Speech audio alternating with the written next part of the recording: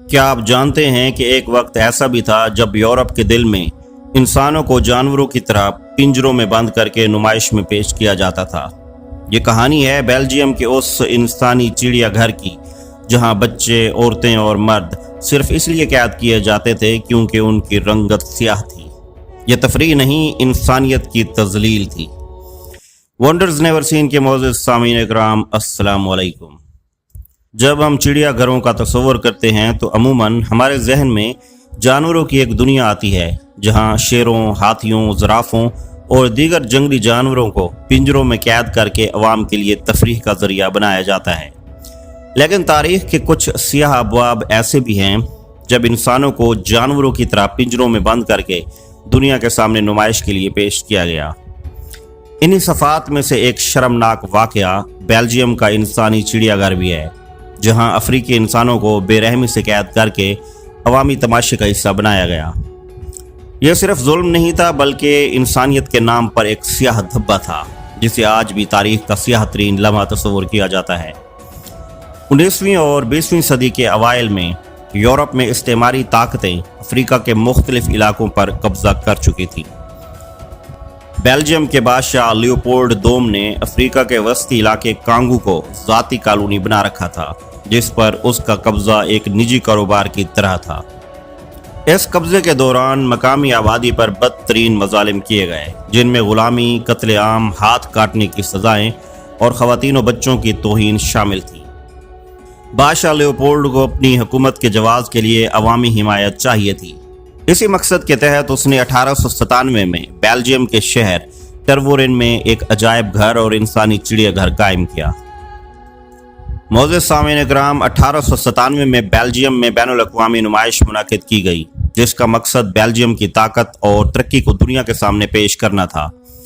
اس نمائش کا سب سے شرمناک حصہ وہ علاقہ تھا جسے افریقی گاؤں کا نام دیا گیا۔ یہاں تقریباً 267 افریقی باشندے، جن میں مرد، عورتیں اور بچے شامل تھے، ان کو کانگو سے بیلجیم لایا گیا۔ ان لوگوں کو رنگ برنگے لباس پہنا کر مصنوعی جھونپڑیوں میں بسایا گیا اور روزانہ ہزاروں یورپی افراد ان کا تماشا دیکھنے آتے۔ یہ افراد پنجروں میں قید نہیں تھے، مگر ان کے گرد لکڑی کی باڑ لگائی گئی تھی، بالکل ویسے ہی جیسے جانوروں کے لیے چڑیا گھروں میں کیا جاتا ہے۔ وہ روایتی افریقی طرز پر کھانا کھاتے، گانا گاتے اور مقامی رقص پیش کرتے تھے، مگر ان کے چہروں پر دکھ، شرمندگی اور بے بسی کی وہ داستان لکھی تھی جو الفاظ بیان نہیں کر سکتے۔ یورپ کے عام شہریوں نے اس نمائش کو تفریح کا ذریعہ سمجھا۔ وہ ان سیاہ فام انسانوں کو حیرت اور تمسخر کی نگاہ سے دیکھتے، ان کے ساتھ تصویریں بنواتے اور ان کے رہن سہن پر ہنسی اڑاتے۔ اخباروں میں ان وحشیوں کی تعریفیں شائع کی جاتی کہ کیسے یہ مہذب دنیا میں آ کر بھی اپنی پسماندگی سے باز نہیں آ رہے۔ اس کے برعکس ان افریقی انسانوں کو شدید موسم، اجنبی ماحول، کم خوراک اور ذہنی اذیت کا سامنا تھا۔ بدقسمتی سے اس نمائش کے دوران 7 افریقی بچے انتہائی خراب حالات کی وجہ سے ہلاک ہو گئے۔ ان کی موت پر کوئی سوگ نہ منایا گیا، بلکہ اگلے دن نمائش اپنی پوری آب و تاب سے جاری رہی۔ بادشاہ لیوپولڈ دوم ایک طرف یورپ میں مہذب حکمران اور تہذیب کا علم بردار بننے کی کوشش کر رہا تھا، دوسری جانب افریقہ میں بدترین استعماری پالیسیوں پر عمل کر رہا تھا۔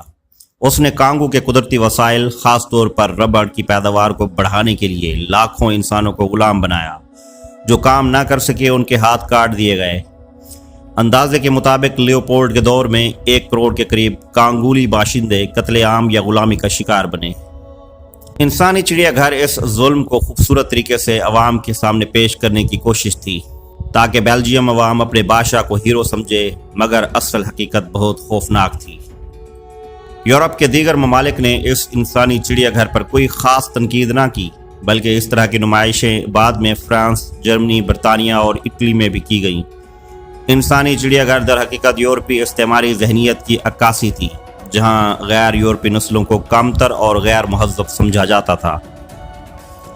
برطانیہ میں وحشی اقوام کے نام پر نمائشیں منعقد ہوئیں۔ فرانس کے پیرس میں افریقی اور ایشیائی باشندوں کو چڑیا گھروں میں قید کیا گیا، اور یہاں تک کہ امریکہ میں بھی سرکس کی طرز پر انسانی نمائشیں کی گئیں۔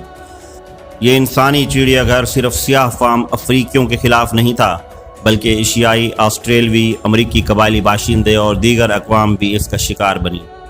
انہیں صرف دلچسپی کے طور پر پیش کیا گیا جیسے کوئی نایاب جانور۔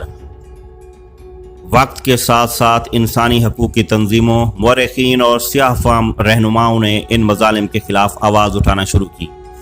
1950 کی دہائی کے بعد نوآبادیاتی نظام ٹوٹنے لگا اور ان مظالم پر تحقیقات کی گئیں۔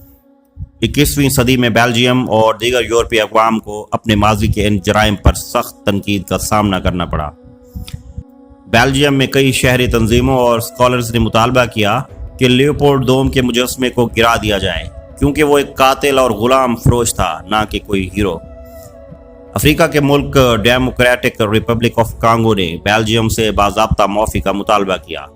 ان کا کہنا تھا کہ آج بھی ان مظالم کے اثرات کانگو کی غربت، سیاسی عدم استحکام اور معاشرتی انتشار میں نظر آتے ہیں۔ بیلجیم کی حکومت نے اگرچہ جزوی طور پر ان مظالم کو تسلیم کیا ہے، لیکن مکمل معافی یا تلافی کا عمل ابھی بھی تاخیر کا شکار ہے۔ آج بیلجیم میں افریقی عجائب گھر قائم ہے جو کبھی اس انسانی چڑیا گھر کا حصہ تھا۔ اب اس عجائب گھر میں تاریخ کے ان سیاہ ابواب کو بھی شامل کیا گیا ہے جہاں ان مظلوم انسانوں کے لباس، تصاویر، ویڈیوز اور بیانات محفوظ کیے گئے ہیں۔ یہ جگہ آج ایک عبرت گاہ بن چکی ہے جہاں دنیا کو بتایا جاتا ہے کہ کیسے تہذیب کے نام پر بد تہذیبی کی گئی اور کیسے ترقی یافتہ قوموں نے انسانیت کی دھجیاں بکھیریں۔